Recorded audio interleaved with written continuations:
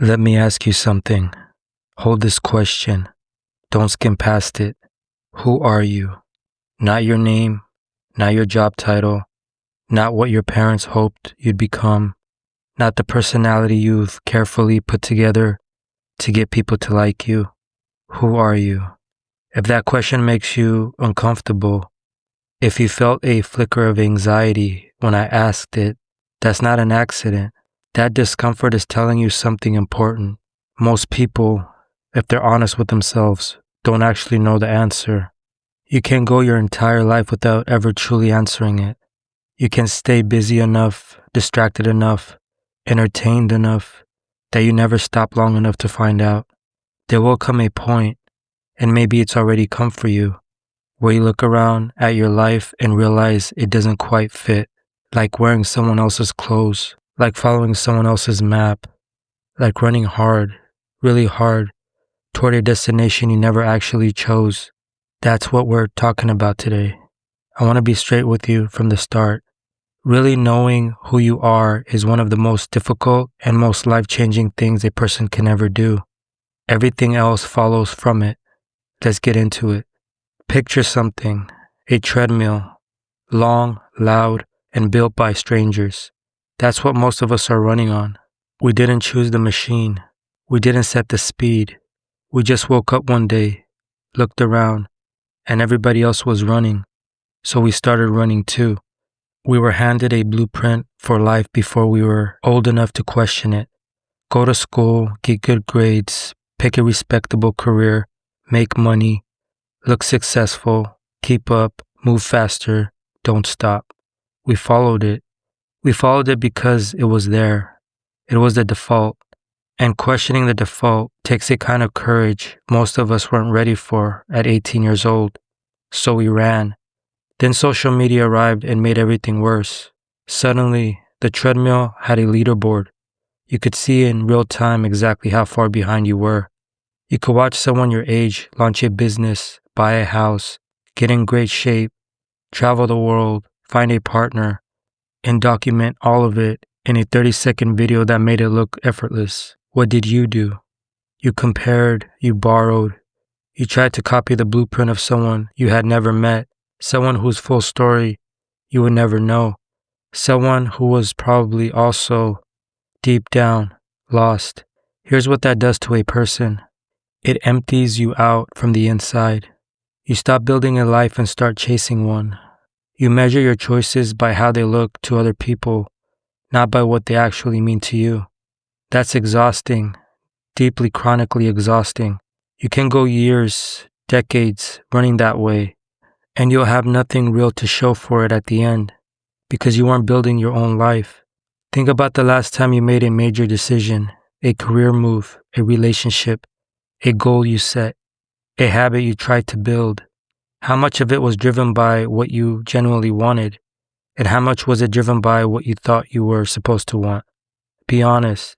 A significant portion of what you think you want, you actually don't want at all. You want the version of yourself that has it, because the version looks good, the version seems validated, the version appears to have figured it out. Wanting to be seen as successful is a very different thing from wanting to do the actual work. Wanting to look like you have a purpose is a very different thing from actually having one. The treadmill keeps you too busy to notice the difference. That's by design. I want to walk you through what it actually costs you to know who you are. We sometimes treat this like a philosophical luxury, something you get to when everything else is sorted. That thinking is exactly backwards. Not knowing who you are is the source of most of your problems. When you don't have your own internal compass, you borrow everyone else's. Every person you borrow from has a different idea of where north is. Your parents point you one direction. Your friends point you another. Your boss pulls you left. Social media pulls you right. Without your own fixed point, you just get spun around. That's how you end up in careers you hate. You picked a direction based on someone else's map, walked along enough, and now turning back feels like failure. That's how you end up in relationships that don't fit. When you don't know who you are, you don't know what you actually need from another person. You settle. You chase people who look good on paper but leave you feeling hollow. That's how you end up in cycles of burnout. You push yourself hard towards something, collapse, push again, collapse again. The goal was never really yours. Borrowed motivation runs out fast. That's how you spend money on experiences and things that don't actually move you. That's how you say yes to things that drain you. That's how you build a life that looks fine from the outside and feels empty on the inside. All of it comes back to the same root. You don't know who you are, so you don't know what you want, so you don't know how to choose. So every choice becomes a guess. The more you guess, the more disconnected you feel. The more disconnected you feel, the louder the outside noise gets. The louder the outside noise gets, the harder it is to hear your own voice. It becomes a cycle that feeds itself. People carry this for years. They're functioning, showing up, getting things done. Underneath it all, there's a low, constant hum of wrongness, like they're out of tune with their own life, like they're going through motions someone else scripted. Ask them what they actually want, what genuinely fires them up, and they go blank. They don't know anymore. Maybe they never knew. Maybe they knew once and buried it so deep under expectations, obligations, and fear that they can't find it anymore. The blankness is not a personality trait. It is a wound. It heals when you go looking for yourself. What does it actually look like to start knowing yourself? I want to be clear about what I mean. This is not a spa weekend. It's not journaling vague affirmations or posting about your healing journey. It's not laying in a hammock waiting for a revelation. This is fierce work. It's the act of pulling yourself back from everything that's been layered on top of you. The expectations, the conditioning, the fear, the imitation, and finding out what's underneath. It requires honesty that most people actively avoid. The turning point, the moment this process actually begins, is when you get tired enough for not knowing yourself. When the exhaustion of being a stranger to yourself finally outweighs the fear of what you might find when you look. People avoid this work for a reason. They're afraid of what they'll discover. What if I found out I've been living the wrong life? What if I realize I wasted years? What if I find out what I actually want and I don't know how to get it? What if who I really am isn't someone others will accept? Those fears are real. Here's the other side of that question. When you don't look, you live with the hum, the disconnection, the borrowed map, the treadmill that never really takes you anywhere. Weigh them against each other. The temporary pain of discovering you've been off track against the permanent ache of never finding your way. The turning point is choosing to face the temporary pain. Then the real work begins. And I know that the next question is, because I've asked it myself, how do I actually find myself? Where do I even start? If that's where you are right now, you're in good company. Most people who get honest with themselves hit the same wall. I spent years on it, working through layers, making wrong turns, starting over, before I genuinely understood who I was beneath everything that had been piled up on top of me. It didn't happen fast. It didn't happen in a single breakthrough moment. Real self-discovery is a daily practice. It happens through consistent, honest reflection, returning to yourself again and again, even when it's uncomfortable, even when you don't like what you find. The most powerful moments for this work are when you are alone with no distractions, no phone, no music, no background noise, just you and your thoughts. Those moments feel strange at first, even unbearable for people who've spent years drowning them out. But that discomfort is exactly where the work lives. When all the outside input is gone, what's left is you, your actual thoughts, your real feelings, the things that you've been too busy to hear. You don't need hours. Even a few minutes each day, used honestly, will change you over time. Those small windows compound. A person who spends 5 focused minutes a day looking inward will know themselves more deeply after a year than someone who reads every self-help book ever written and never stops to reflect. Awareness builds on itself. The more you practice it, the clearer you get. Know yourself is easy to say and hard to do. Here's what the work actually looks like in practice. The first layer is your values, not the ones you list in a job interview, your actual values. the ones that show up in your behavior, your choices, your reactions. Here's a way to find them. Look at what makes you genuinely angry. Anger is one of the most underrated tools for self-knowledge. When something angers you deeply, it almost always means hitting something you hold sacred. Injustice makes you furious, you value fairness. Dishonesty makes you furious, you value truth. Waste makes you furious, you value purpose. The things that move you, the things that enrage you, the things that bring you to tears, they're all pointing at the same thing. What matters to you, what you actually care about. Start there. The second layer is your natural wiring. Every person has a blueprint that came with them. Natural tendencies, instinctive strengths, the way your mind works when nobody's grading it. Think about the things that come easily to you, the kind of thinking you drift into naturally, the problems that fascinate you, the way you instinctively approach a challenge. Think about what you loved before you knew you were supposed to love the right things, before you cared what was cool or impressive or well paid. The 8-year-old version of you knew some things. What did that kid spend hours doing without being asked? You probably haven't gone as far from that as you think. The third layer is your patterns. Look at the recurring themes in your life, all of them, the good ones and the uncomfortable ones, the relationship patterns, the professional patterns, the ways you get in your own way, the fears that keep showing up dressed in different clothes.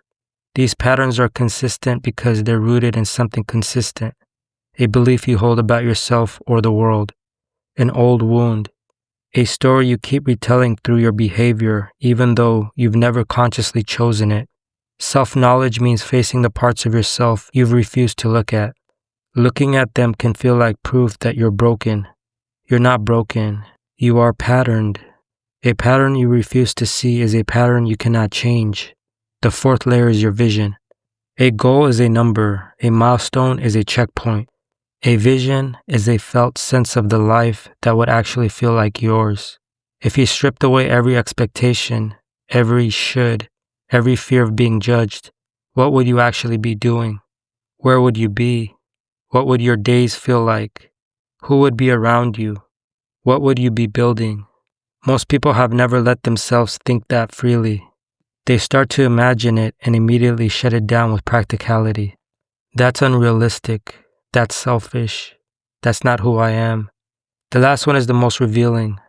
That's not who I am. According to who?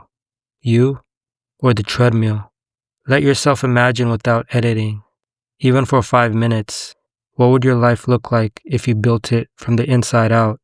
This work is hard, and it helps to know what you're working toward. When you genuinely start to know yourself, when you've done enough of the real looking, things change. Slowly, steadily, but they change. The first thing that changes is your relationship to other people's opinions. This one surprises people. You would expect that becoming more self-aware would make you more sensitive to criticism. The opposite happens. When you know who you are, criticism loses most of its grip on you. You have an anchor, a fixed point. You can hear someone's opinion, weigh it honestly, and decide whether it holds up. You stop getting knocked over every time someone pushes back. When you're unanchored, every harsh word feels like a verdict. When you know yourself, it's just input. The second thing that changes is your ambition. It sharpens. It also changes shape.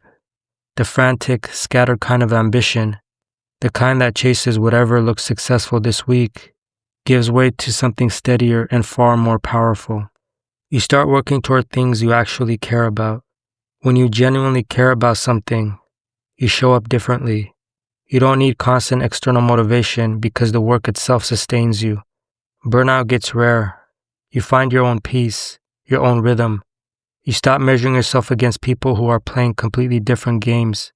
The third thing that changes is the quality of your decisions. When you have a clear sense of your values, your nature, and your vision, decisions stop being agonizing. They get cleaner. You have real criteria. You know what to say yes to and what to say no to. You make choices based on conviction instead of approval seeking. The fourth thing, maybe the most important, is that you stop feeling lost. Even when circumstances are different, Even when things don't go the way you planned, even when you fail or hit a wall, when you know who you are, you always know where home is. You carry an internal north with you. Being lost is one of the deepest forms of suffering a person can carry. You don't have to carry it. Do the work, and it lifts. Here's what I want to leave you. You've probably heard the idea of knowing yourself before. Maybe many times. Maybe you nodded at it and moved on. Maybe you filed it under, important someday, and never quite got there. I want you to do something different today. I've watched people wait too long on this, spent years circling the question, staying just busy enough to avoid answering it. Then at some point, they feel the full weight of what they put off. You don't have to get there. This is real work. It means choosing today to stop filling every gap with noise. It means asking yourself honestly, what do I actually value? What kind of life would feel like mine? What patterns am I still carrying that cost me more than they give me? It means being willing to be surprised by what you find. It means being honest when what's inside you doesn't match the life you've been living. And then having the courage to close that gap slowly, deliberately, on your own terms. The world will always be loud. There will always be a new trend, a new blueprint, a new person on screen, making their version of life look effortless. That noise does not go away. You can stop being an echo of it. You can become the source. That's what self-knowledge gives you. A living, honest relationship with yourself. One that tells you, in any moment, what you actually believe, what you actually need, and what actually matters to you. That relationship is worth everything. Go find it.